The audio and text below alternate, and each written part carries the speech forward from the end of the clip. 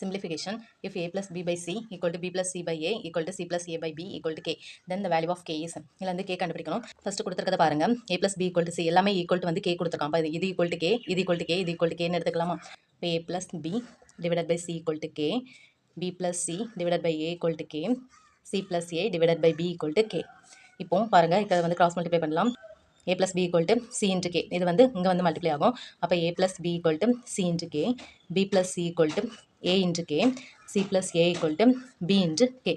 இப்போ இந்த லெஃப்ட் சைடும் ரைட் சைடும் ஈக்குவல் பண்ணலாமா? இப்போ இந்த பக்கம் எல்லாத்துக்கும் லெஃப்ட் சைடு ப்ளஸ் பண்ணலாம். அப்போ a plus b plus b plus c plus c plus a equal right side எல்லாம் ப்ளஸ் பண்ணலாம். இப்போ ck plus ak plus bk.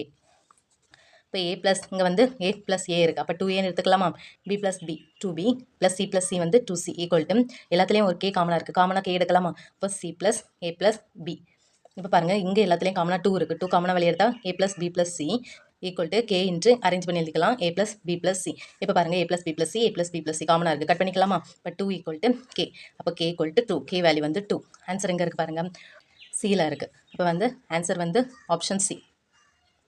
Answer